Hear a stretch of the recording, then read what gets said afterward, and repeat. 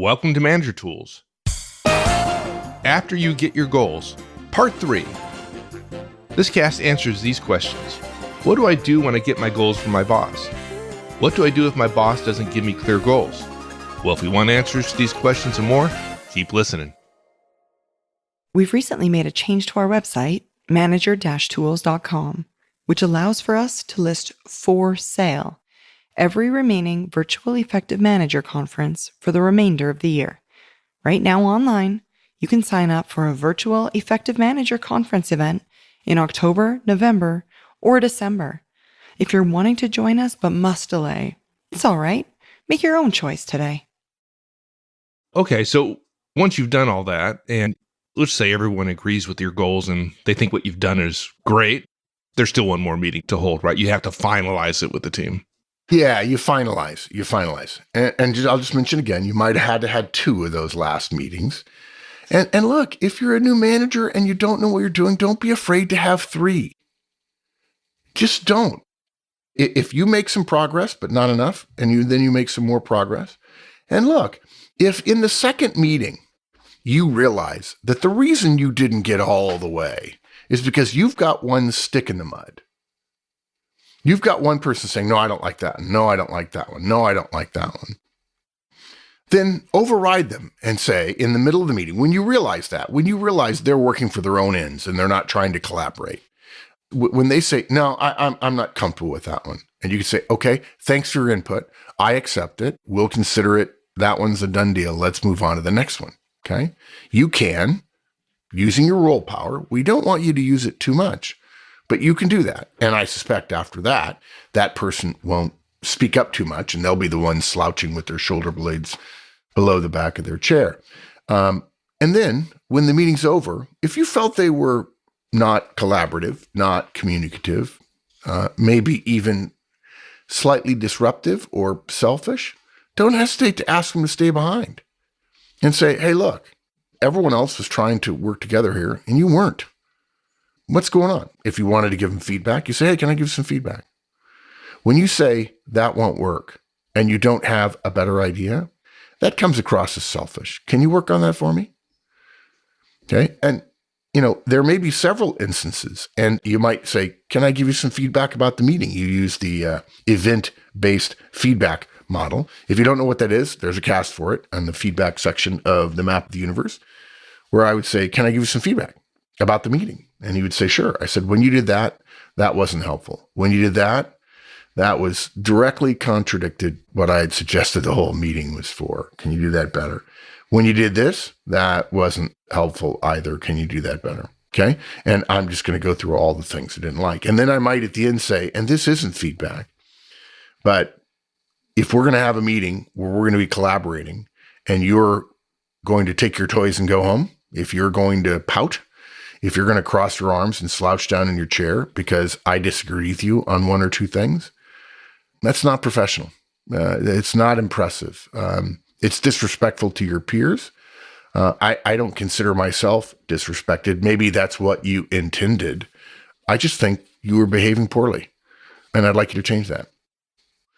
I was going to do an entire podcast about that, but I don't think I need to now.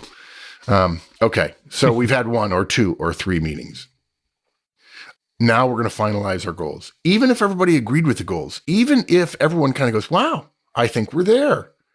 There is one more meeting to do, and that's once you've finalized everything, or let's say you got to 90% and the team trusted you to do the last 10%. And you're not going to, let's say of the 25 goals, I'm making that up, that the entirety of your 6 persons, 5 and you, came up with. Even if you cut out 2 and added 1 more, in terms of getting everybody across the finish line, you still want 1 more meeting. And it is for you to present the final goals. Okay. Put everything together in a simple presentation. You don't need to be fancy. It doesn't need to be a PowerPoint. It doesn't need to be a keynote. Ooh, I just came up with a new word, PowerNote. PowerPoint. Yeah. Those are portmanteaus.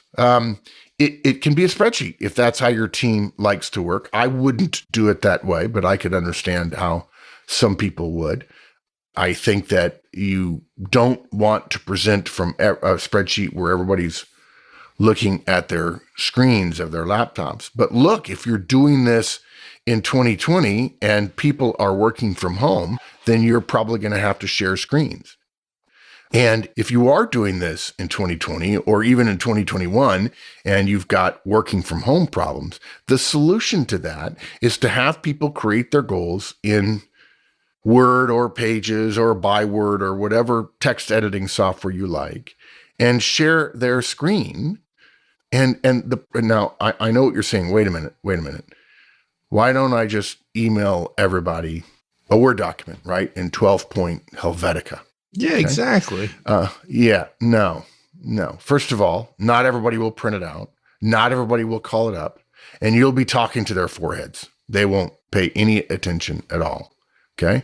But if you're on a Zoom call, for example, then they're going to open up the screen. You can share your screen. And what you want to do is have done your 4 or 5 goals in like 20-point type on one piece of paper so they can read it easily. They cannot read, most people, I don't think, can read 12-point type in a Word document that's coming through a laptop computer. I just don't believe they can if they're sitting at the right distance to have a normal experience in Zoom. So you'll have to basically, it's the equivalent of typing a big piece of flip chart paper. So, some 20-point type and maybe some 16 or 14-point type in there that undergirds a couple of the goals to show a metric or some detail that's important. That's what I would do.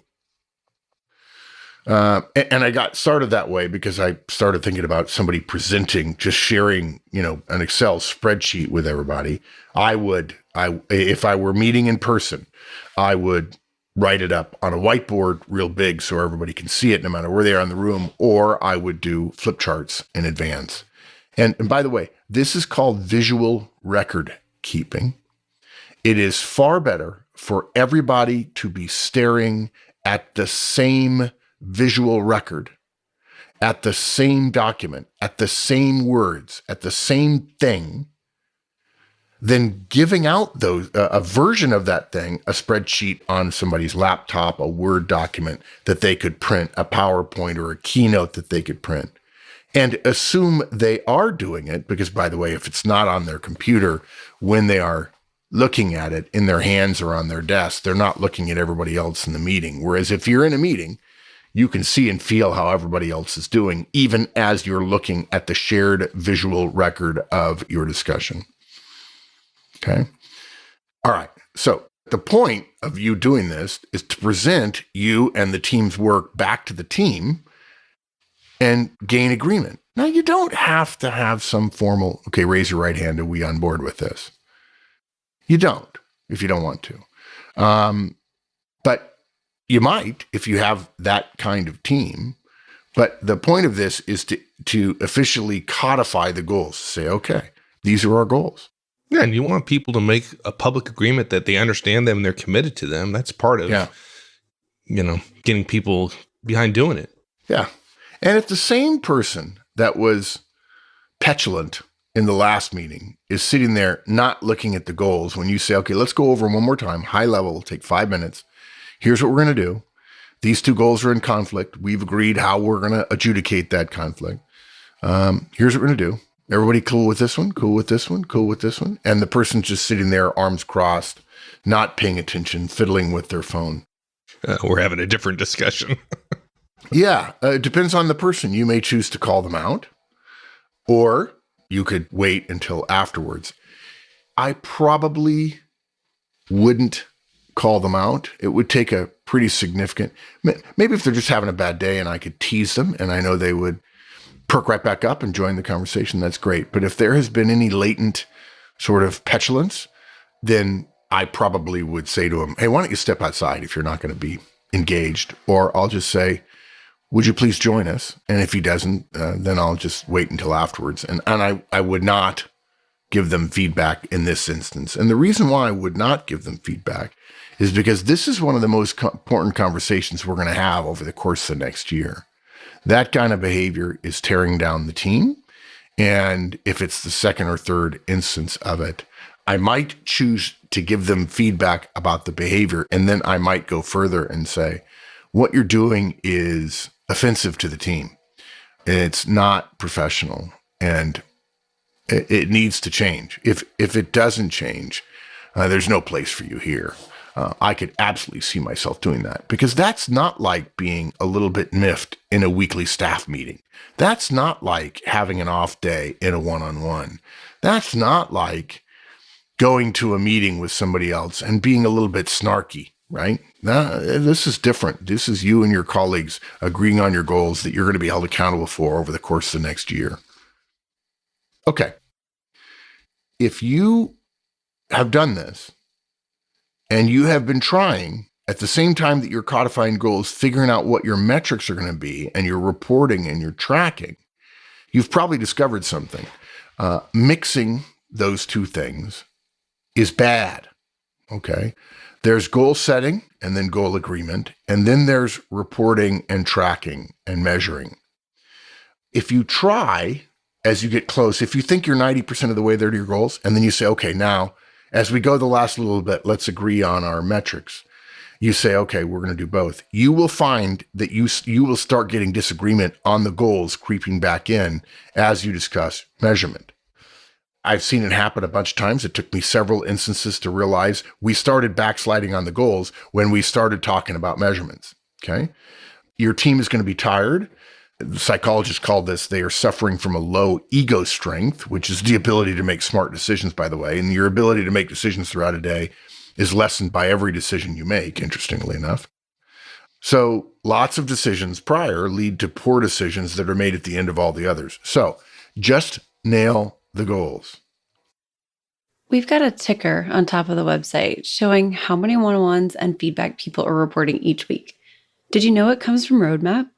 Every week, managers all over the world log their one-on-ones and feedback. It tells their organization how well they're maintaining their relationships. It takes less than a minute each week for me to report my data. And it's a weekly reminder that communicating with my directs is crucial to the success of the organization. It keeps me on track. Roadmap comes with a personal license and our client trainings. If you want Roadmap for yourself or for your team, you can visit the website and purchase a personal license or reach out to Maggie at manager-tools.com to see about getting your team trained. I'd love to see that ticker go up. Okay, so we're going to have this essentially last step of systematizing the reporting responsibilities once the goals are in place. Right. But separate processes. Yeah. After you've presented your goals, have another meeting, or you could do it in another meeting, or you could say, okay, those are our goals. We're not changing those goals. Now, how are we going to report on them and track them? Okay, if the first meeting took 5 minutes, okay. If everybody's on board, raise your right hand. We're good to go. Great. If you want to keep going in the same meeting, great. But I would say if it's 2 hours, I would separate go. meeting. Right. Yeah, I wouldn't go 2 hours. Maybe as part of your reporting and tracking, you'll dedicate, say, 20 minutes in your staff meeting for a round robin review of progress and status. You cannot say, actually, you can say, it's just not a smart thing to say. So let me say that differently. One of the most inefficient things that happens in organizations today is a manager and her team agree on a set of goals. It's pretty obvious that Project A supports those goals. And so because we worry about missing our annual goals, not that they necessarily need to be annual, we start reporting on Project A as the equivalent of our goals. Hey, we decided that we are going to measure these 5 things.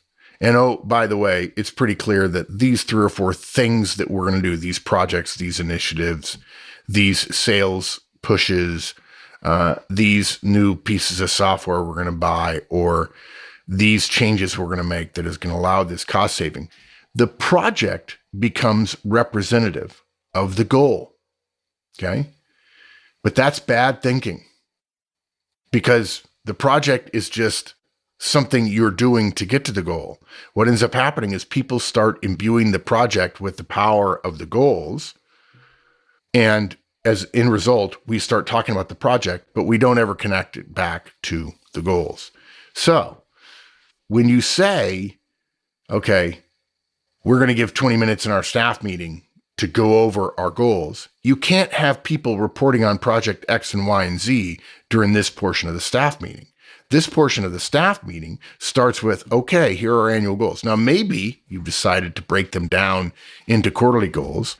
Please remember, you should be more than halfway when you're halfway through the year, partially due to, for many people in the Western world, the holiday season, but also because if you're really hard on things, if you're really tough and no nonsense and very direct, and you're not afraid to tell people you're behind, in the first 6 months, the last 6 months will be easy because most people underinvest in their annual goals in the first 3 to 6 months and then attempt to make it up, realize they're not going to make it up, and then are super glad that their boss doesn't review their goals with them at the end of the year and say you completely failed.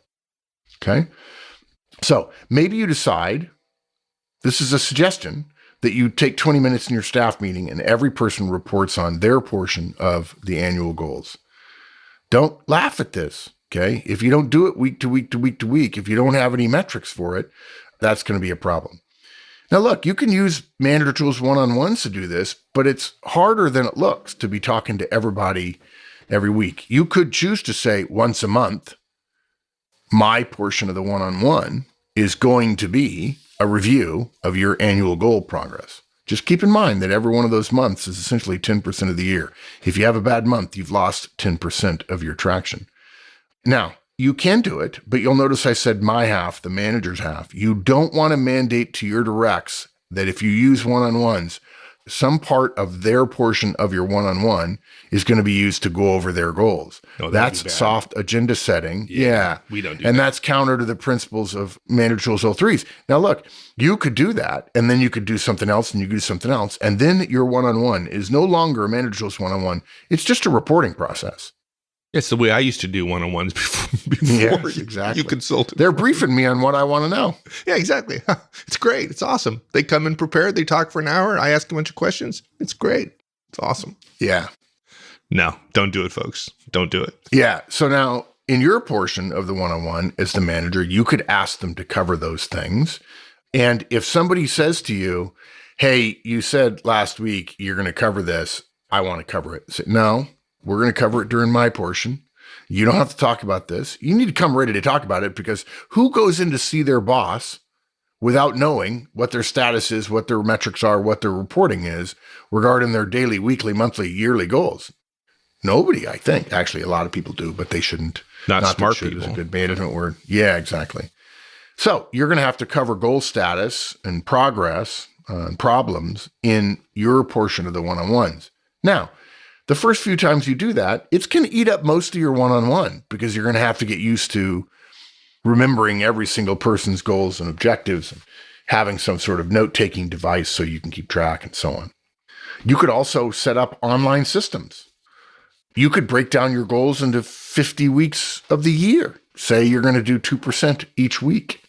By the way, that usually doesn't work because of the compounding of errors, but you can use project tracking or reporting software that allows everybody to look at somebody's screen, okay? A shared site. There's all kinds of programs for that. I think the reason there's an awful lot of project management, both complex and simplistic software, is because a lot of software people who learned how to write software discovered that their life is project management, being involved in projects, either managing it or being managed.